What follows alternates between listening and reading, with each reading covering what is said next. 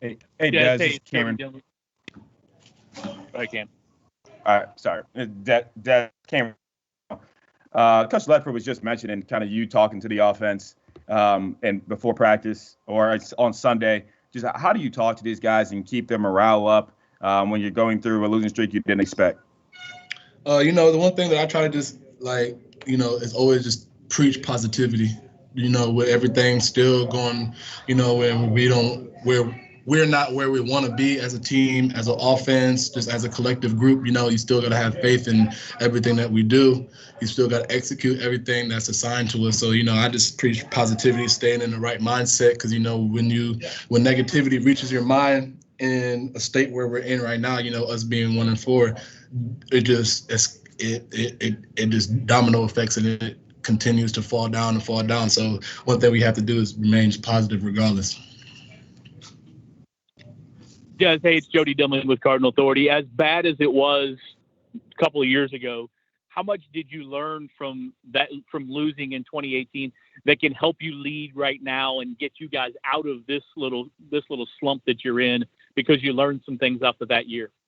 Obviously it's never too late to turn it around. That's one thing that we've learned.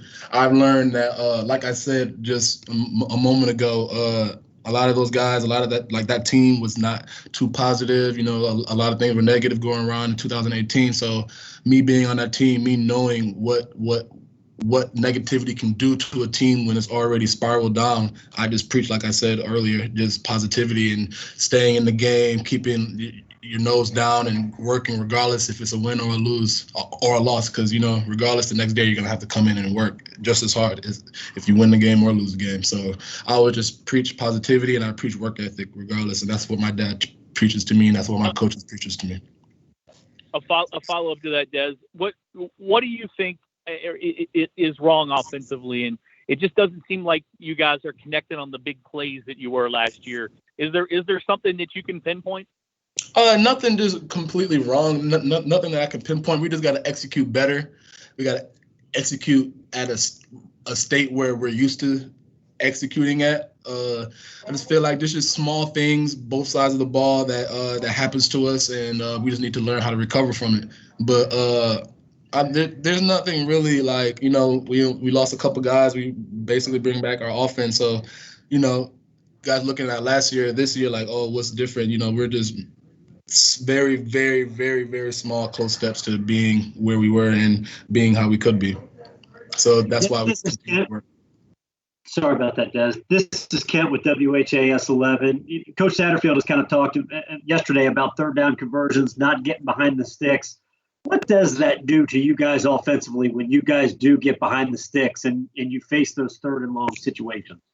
I mean, it's very hard to work behind the sticks. Obviously, the defense, most likely, it becomes more predictable of what we're going to do, the offense is going to do. So the defense is now, they're focusing more on one thing than the other.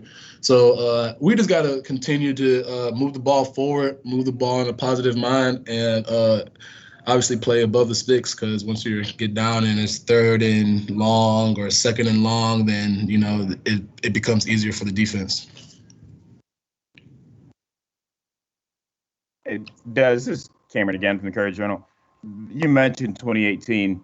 This year seems a little bit different just because I feel like you guys are in these games. Would you agree that this year is a little bit different compared to the kind of last losing streak you guys won? 1,000%. I feel like every game that we played in, let me take that back. Every loss that we've had, it could have gone either way. Like I said, there's offensive plays that were just, 88% perfect. And if it was that 12% that would have did their job, then we wouldn't be talking about being 1-4. We would be talking about being 3-1 or, just another. But completely different from the 2018 team, the coaches, staff, the atmosphere is still really positive. And the biggest thing is continuing to be positive. I think that's the biggest thing, because obviously once things start to slouch, it's hard to recover from that. But the great teams, the great teams who know how to pick things back up from being slouched and downhill spiral spines. So that's the way we have to do. Des, this is Ken again with WHAS 11. these last couple of weeks, you guys have been, on the road. It's been a while since you've been able to play a home game. Do you think that gives you guys a little bit more juice coming back to Cardinal Stadium? Oh yeah, I think it does. Regardless if we're on the road or not, if we're on the road or at home, we still have to do our assignment. We still have to do our job. But it could play a little part of it. That's something that I don't really think too much of. Honestly, I haven't thought about that. But I just feel like regardless if we're at home or away, there's a job that has to be done. Regardless if whatever side we play at, so we got to do our job. It's more on that. And one little follow up there. I would imagine the name Florida State has your attention. Enough said.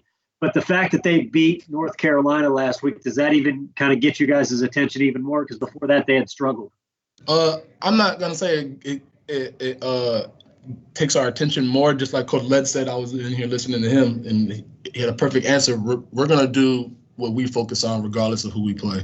Regardless if we play the worst team in the nation or the best team in the nation, we're gonna go through the same thing. We're gonna go through the same procedures, the same practice that we always do, same plays that we run. And so we just got to get perfect at the things that we do, and the rest will take care of itself. One thing that I can say about it is I'm sure that they have some momentum. I'm sure Florida State is kind of excited about it, but it's football. We both played top 5 teams last week, and we lost by 5 and they won by a couple points. So that's just how things are. So, I'm just excited for this matchup. I've always been excited since my freshman year playing Florida State, and hopefully this year we'll come out with a W. Take a couple more. Hey, Michael McCammon from Cardinal Authority. He wasn't here long, but did you create any kind of a relationship with Jordan Travis before he transferred away? Yeah, I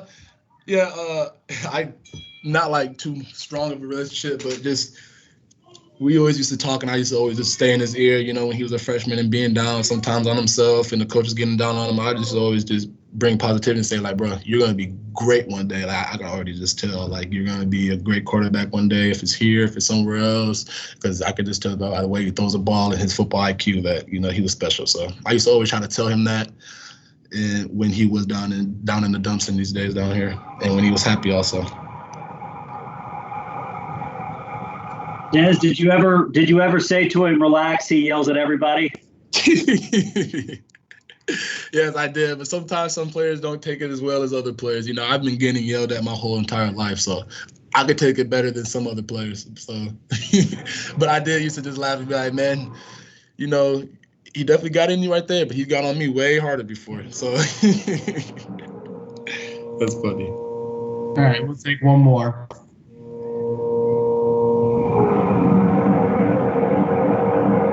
We'll shut it down then. If everybody's good, we'll wrap up on that. We appreciate everybody. Thank you. Awesome. Thank you, guys.